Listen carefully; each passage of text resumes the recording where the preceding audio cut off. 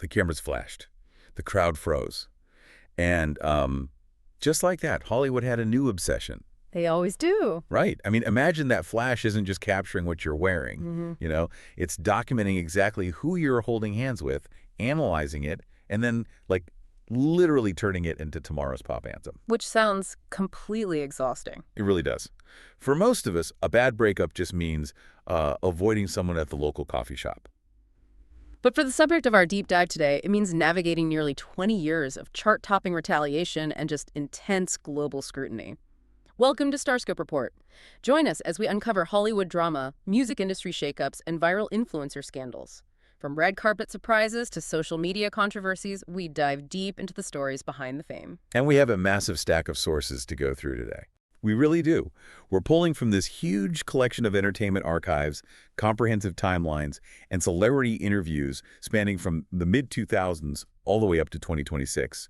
Because our mission today, based on everything in these pages, is to answer one big question: why Joe Jonas can't stay single. It's a fascinating overarching theme. Yeah, we're mapping out this extensively documented romantic history to understand exactly how his relationships have evolved alongside the mechanics of modern PR and pop culture itself. You know, it is a really compelling stack of sources to analyze, because when you read through these articles, you realize pretty quickly that this isn't just a list of exes. Right. It's a real-time case study. It's about the psychological toll of growing up inside a heavily surveilled panopticon. To understand the man navigating romance in his late 30s today, we have to look at the boy whose baseline for intimacy was formed under that relentless spotlight. Exactly. So let's start right at the beginning, around 2005. The early boy band days. Yeah, before the platinum records and stadium tours. Joe's very first girlfriend was actually a childhood friend named Mandy Van Duyne. And immediately, from the jump, the lines between personal life and product are just erased. Because of the song. Because of the song. Yeah. The Jonas Brothers write a track called Mandy for their debut album.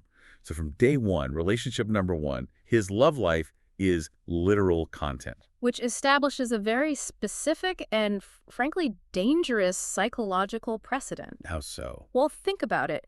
If you are 15 years old and your private affections are immediately transformed into a public commodity that helps launch your family's career, no less, your understanding of romance is permanently altered. You learn early on that your feelings have a return on investment. Oh, wow. Yeah, that ROI gets even more complicated the following year. In 2006. Right. So in 2006, the Jonas Brothers are touring with Ali and AJ.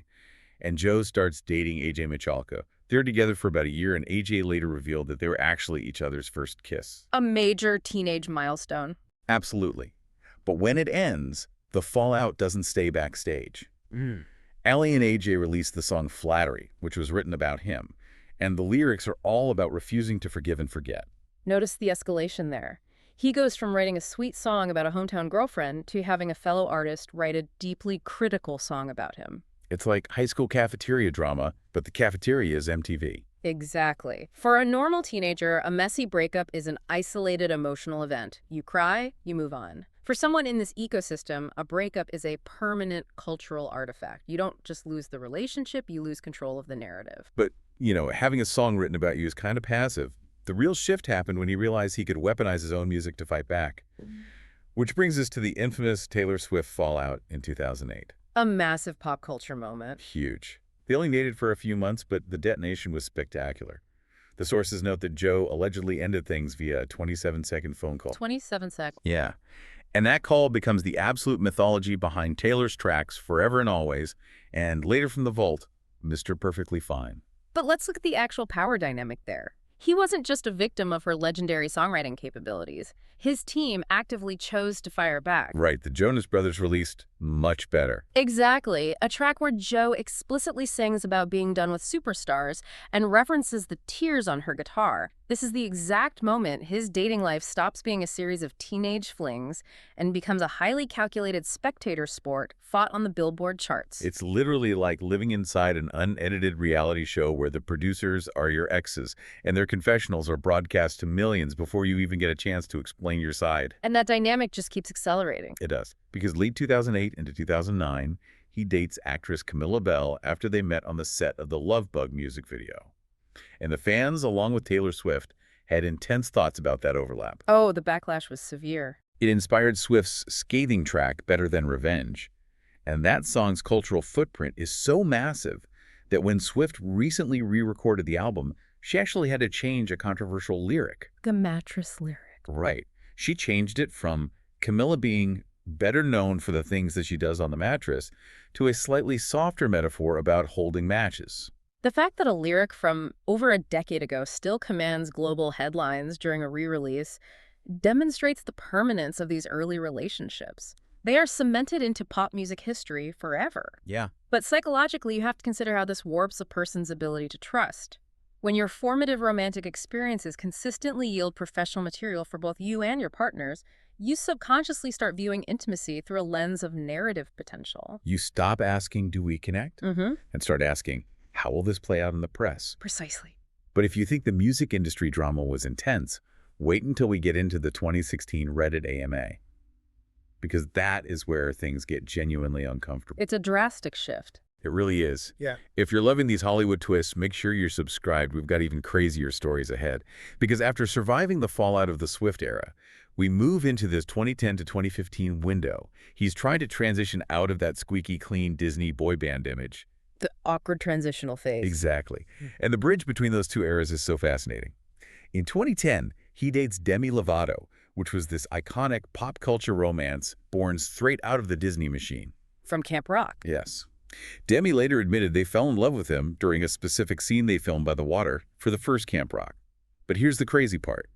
Their actual real-life first kiss was scripted, lit by a gaffer, and captured on 35mm film for Camp Rock 2. That is the ultimate blurring of reality and performance. When your first romantic milestones are quite literally directed by a studio executive, the boundary between genuine affection and professional obligation dissolves completely. Right. It's no wonder we see him engage in a frantic rebellion shortly after this. He needed to prove he was a real autonomous adult. And that rebellion is where things get really messy. Later in 2010, he dates actress Ashley Greene for about a year. Fast forward to 2016, Joe is doing a Reddit Ask Me Anything to promote a new project. The infamous AMA. Yeah. Unprompted, he decides to reveal to the entire internet that he lost his virginity to Ashley Greene. And he doesn't just casually mention it. He provides a highly graphic, chaotic story about demolishing his drummer's bedroom, searching for a condom, adding the phrase, "Safety first, kids." It's a calculated overcorrection. From a public relations standpoint, the Disney purity ring era was defined by intense, suffocating restriction. This oversharing is a textbook attempt to seize agency over a narrative that was policed for a decade. But it uses another person's private life as the vehicle for that rebellion, right? Exactly. Ashley Greene's response, she posted a simple Instagram message reading, "Class is timeless," highlighted the massive breach of etiquette there. I really have to push back on the defense he offered later, though. When he was called out, Joe claimed, "I think of myself as an honest guy. Ultimately, I'm just telling my stories." The My Truth defense. Yeah. Is there not a massive difference between living your truth and exploiting a former partner's private vulnerability for shock value? It feels less like radical honesty and more like he was using her privacy as a hammer to shatter his old image. That is precisely the danger of that defense in celebrity culture. It often ignores the collateral damage inflicted on the supporting characters of those stories. But strictly from a PR perspective, the tactic worked in terms of shifting his image. He rebranded. He successfully rebranded as a mature Hollywood player. We see him date model Blanda Eggenschweiler for nearly 2 years after that, moving away from teen pop stars and into high-fashion circles. And the strategic shift really peaks in 2015 with the Gigi Hadid era. Your sources highlight a phenomenal detail here. Gigi revealed Joe originally asked her to a baseball game at the 2008 Grammys. She was 13 and he was 19. A bit of an age gap at the time. Yeah, she wisely declined back then. But they eventually connect and date in 2015. And this gives us one of the most surreal moments in pop culture PR history. Joe and Gigi going on a double date with Taylor Swift and Calvin Harris. Think about the strategic brilliance of that double date. It visually neutralized a feud that had defined his image for 7 years. Right, the bad blood was officially gone. Exactly. It signaled to the public and to the industry that they had all survived the pop culture Thunderdome and emerged as rational adults. But the relationship with Gigi was short-lived, blamed on the classic Hollywood excuse of, scheduling conflicts. However, it sets the stage for a complete narrative overhaul.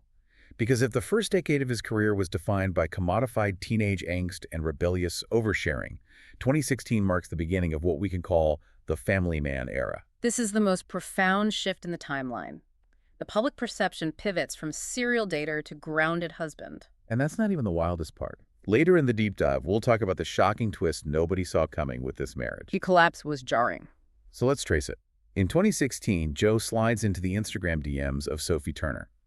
They get engaged in 2017, and by 2019, they are married in 2 separate ceremonies. They did a spontaneous Vegas chapel run, and then a formal chateau wedding in France. Very picturesque. Totally. They welcome 2 daughters, Willa and Delphine, and for years they operate as the internet's most universally beloved couple. They're everywhere. And then in September 2023, the illusion just completely shatters. And the machinery of their divorce was shocking because it immediately descended into a very messy, combative public relations war.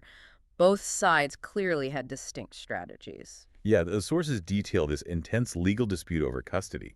Sophie's side filed claims of wrongful retention, alleging Joe was withholding the children's passports to prevent them from traveling to the UK. A very serious allegation. Very. And simultaneously, leaks to the press attempted to paint Sophie as a quote-unquote party girl who preferred nightclubs while Joe stayed home with the kids.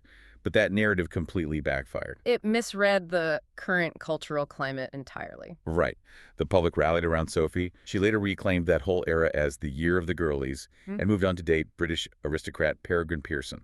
What really stands out in the timeline, though, is Joe's immediate reaction to the split. Stay tuned and hit that subscribe button so you don't miss what's coming next, because his post-divorce movements are rapid fire. We see a common psychological mechanism at play here during this period. It's the desperate search for equilibrium. Explain that a bit more. When a major life anchor, a marriage, an entire family structure is abruptly removed, the brain craves stability. But instead of processing the grief in private, the instinct for someone conditioned by the spotlight is to seek external validation. And he sought it everywhere. I mean, the ink on the separation papers was barely dry before he was photographed across the globe. He's in Cabo. He's in Aspen. By January 2024, he's caught kissing model Stormi Bree at a bowling club in Sydney. And that relationship burned out by May. Right. And then by the summer, he's photographed getting close with Lebanese actress Layla Abdallah on a beach in Greece. He wasn't just rebounding, he was sprinting. Because when you build a house on a specific identity, the devoted family man, and that house burns down, you don't carefully draw up blueprints for a new one. You grab the nearest tent. Wow, that's a great way to put it. Those rapid-fire rebounds with Stormi Bree and Layla Abdallah are attempts to soothe the profound instability of divorce with the temporary dopamine hits of new romance. But doing it in front of paparazzi lenses just accelerates the burnout. Which brings us to the final act of the timeline in your sources. The current era, spanning late 2024 into 2026. Joe is now a 36-year-old divorced father of 2. He is trying to navigate the dating pool under an unprecedented microscope, with the entire public actively betting on whether he can ever achieve lasting stability. And the recent developments suggest he has completely changed his strategy regarding how he presents his private life. Enter Tatiana Gabriela. Right, a Puerto Rican model, widely recognized from Bad Bunny's music videos. The rumors started simmering around Coachella and a few quiet LA cafe sightings in late 2023. But the way he hard-launched the relationship in April 2026 is what's truly fascinating. He didn't use a red carpet. No, he didn't do a glossy magazine spread either. He posted a simple photo booth strip from a trip to Puerto Rico. That choice of medium is deliberate. A photo booth picture implies intimacy, spontaneity, and most importantly, it's a controlled narrative that entirely cuts out the paparazzi. And he followed it up by releasing a YouTube vlog. It showed them exploring waterfalls, eating local food, and it featured these quiet moments of Tatiana teaching him Spanish. Your sources indicate this is incredibly serious. She hasn't just met his friends, she has met his 2 daughters. Introducing a new partner to your children is the ultimate threshold. It shifts the relationship from a temporary coping mechanism to an integrated reality. Yeah, that's a huge step. The vlog is still a public performance. Yes, he is still a celebrity. But the focus on mundane, quiet moments rather than flashy MTV appearances suggests an attempt to finally fuse his public persona with actual grounded normalcy. He actually addressed the vulnerability of this moment recently. He admitted that dating post-divorce was really scary and intimidating, but decided to take the leap because, in his words, it's only love. A very telling quote. It perfectly captures the tension of his reality. Re-entering the dating scene after a massive, highly scrutinized divorce is essentially like learning to ride a bicycle all over again. Except, in Joe's case, he is trying to balance on that bike while an audience of millions analyzes his every single pedal stroke and his 2 kids are sitting in the front basket. The stakes are just astronomically high. That analogy captures the impossible balancing act perfectly. Look at the entire arc mapped out in these sources. From the age of 15, his heartbreaks have been monetized, his milestones have been filmed, and his missteps have been heavily penalized. What we are observing with Tatiana Gabriela feels like a man exhausted by the narrative machine, finally trying to prioritize the substance of a relationship over the story of it. It's an incredible evolution track. I mean, we've gone from a teenager experiencing his first kiss on a Disney tour bus to the calculated oversharing of a former child star, through the crushing collapse of a highly publicized marriage, all the way to a 36-year-old father trying to find a quiet corner of the world in 2026.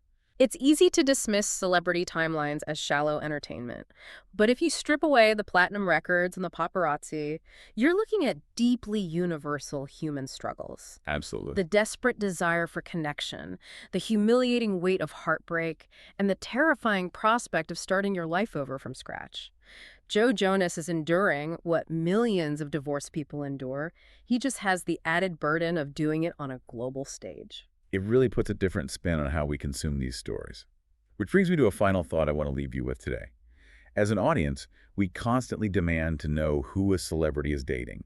We refresh our feeds, we analyze the lyrics, we turn their most intimate moments into our daily distraction. They get our content. Right.